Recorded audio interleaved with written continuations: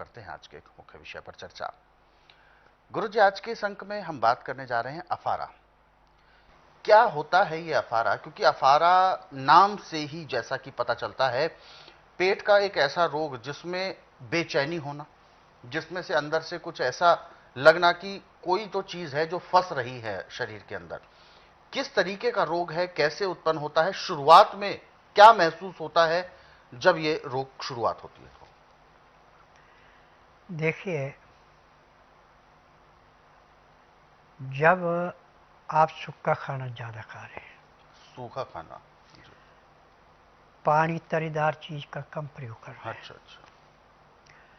तो इसका लीवर पूरा पचाता नहीं है, हम्म, फिर पेट में जाके सड़ता है। हम्म, अब पेट में जाके सड़ता तो आंतों के अंदर जैसे गंदी नाली में कूड़ा करकट फंस करके पानी रुक जाता है, ऐसे जो हमारी गैस गुदा के रास्ते निकलनी वो बंद हो जाती है। न गैस नीचे से निकलती है न ऊपर से निकलती है। फिर वो गैस अंदर भरना शुरू होती है, तो जैसे गुब्बारे में टाटा हवा भरती है ऐसे शरीर फूल जाता है। इसको अफारा बोलते हैं। जी। और इससे एक नहीं सैकड़ों बीमारियां पैदा होती हैं। सबसे पहले तो आपको ये बवासीर पैदा कर देगा। ज़्यादा दिन रोग रह गया, बवासीर होगी, पेट आपका साफ नहीं होगा और आंतों के अंदर सुड्डे बन जाते हैं। अच्छा।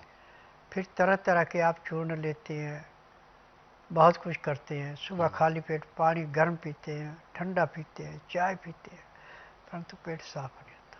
बिल्कुल। अब फारे के लिए सबसे आसान तरीका है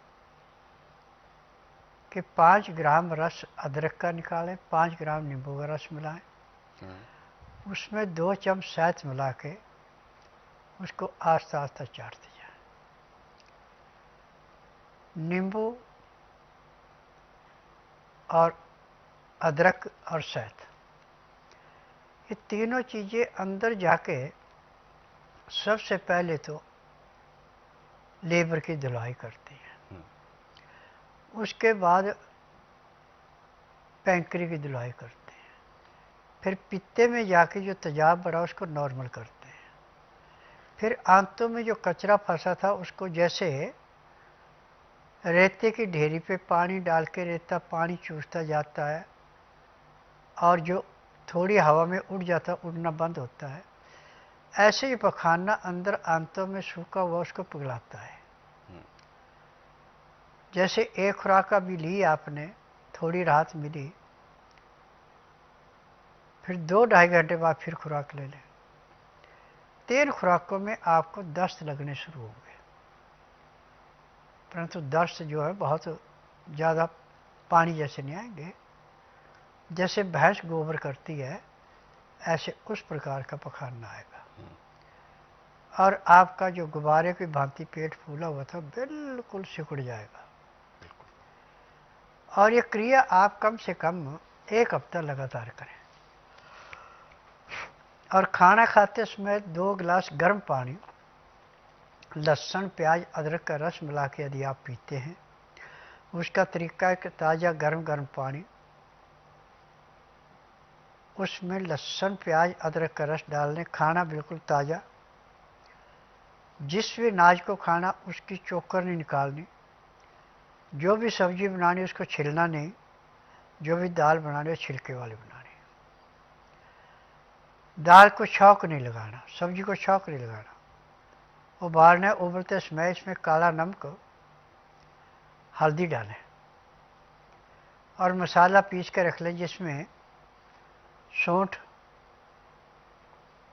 काली मिर्च, दालचीनी, बड़ी इलायची,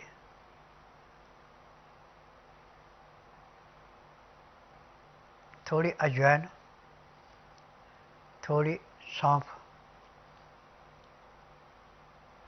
ये सारी चीज़ें कूट के पीस के ब्रीक करके किसी भी शीशे के बर्तन में रखनी, प्लास्टिक में नहीं रखनी। जब खाना खाने लगे तो इसको दाल सब्जी जो बनाई उसमें चुटकी भर मिला लो। और चिकनाहट आपने लेनी है तो गाय का घी थोड़ा गर्म करके पिघल जाए तो गर्म गर्म सब्जी के अंदर डाल दो। अब इसमें रोटी जो आपने बनाई है उसको चूरना है। चूर करके उसकी 2-4 ग्राहियाँ खाना खाया, फिर 2 घुट पानी पिया। खाना खाने में, पानी पीने में पूरा 1 घंटे का समय लगाना। उसके बाद 5 मिनट के लिए आप वज्रासन बैठे,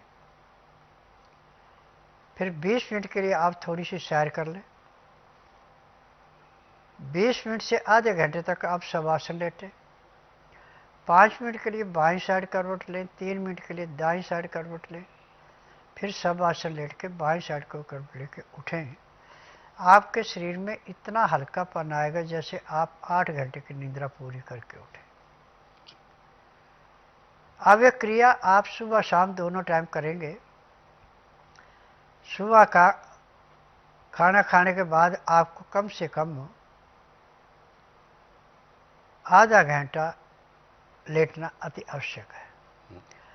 रात्रि का खाना खाने के बाद 5 मिनट वज्रासन से उठ के कम आधे से पौना घंटा आपने सैर करनी है। फिर उसके बाद 1 घंटा विश्राम करना है। और खाना यदि दिन छुपने से पहले खा लेते, सोने पे सुहागा ने, दिन छुपने के 1 घंटे के अंदर अंदर खाना अति आवश्यक है, तो आपका खाना पचेगा। यानी खाना खाया और सो गए तो आपका खाना नहीं पचेगा। अब जब सैर करके आप आ गए तो चाहे धार्मिक सीरियल देखें, चाहे धार्मिक किताबें पढ़ें, चाहे परिवार में आड़ पड़ोस में बातचीत करें, आपकी इच्छा है। ठीक रात 9 से 10 के अंदर सो जाएं।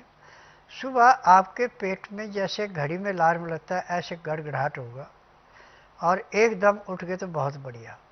यदि आलस किया तो कपड़े खराब हो जाएंगे। और एक ही प्रेशर में पेट साफ होगा।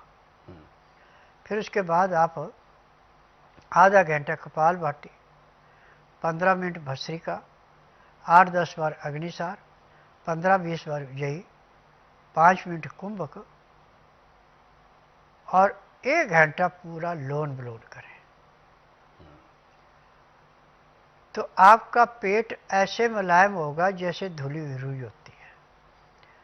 फिर उसके बाद मंडूकासन, पवन मुक्तासन, गौमुखासन, सब आसन, सर्वांग आसन, हल आसन, शीश आसन, फिर बटरफ्लाई। 2-2, 4-4 मिनट इसको कर लें। उसके बाद कम से कम 15 से 20 मिनट विश्राम करके हल्के गर्म पानी से स्नान करें। स्नान करने के बाद यदि आप पूजा पाठ करते तो बड़े पूजा पाठ में बैठे, यदि काम धंधे पे लगना तो उसमें लग जाए। ठीक 9 से 10 के अंदर खाना खा ले तो बहुत ही बढ़िया। 12 बजे से पहले पहले खाना खाना अति आवश्यक है। और खाना खाते समय 2 गिलास गर्म पानी में लहसुन, प्याज, अदरक का रस मिला के पिएँ, चाहे काला नमक, काली मिर्च, नींबू का रस मिला के पिएँ। उसका तरीका है कि 2-4 ग्राही खाना खाया, 2 घुट पानी पिया। 2-4 ग्राही खाना खाया, 2 घुट पानी पिया। पानी पीने में, खाना खाने में यदि आप 1 घंटा लगा देते हैं और उसके बाद दातन कूड़ा करके 5 मिनट के लिए वज्रासन बैठते हैं, उसके बाद 15-20 मिनट आप सैर करके 20 मिनट के लिए सब आसन लेटते हैं, फिर 5 मिनट के लिए बाईं साइड, 3 मिनट के लिए दाईं साइड, फिर सब आसन लेट के बाईं साइड को उठ के, तो आपके शरीर में इतनी चुस्ती आएगी जैसे आप 8 घंटे की निद्रा पूरी करके उठे। और अब आप काम भी करेंगे तो आपको थकावट नहीं होगी।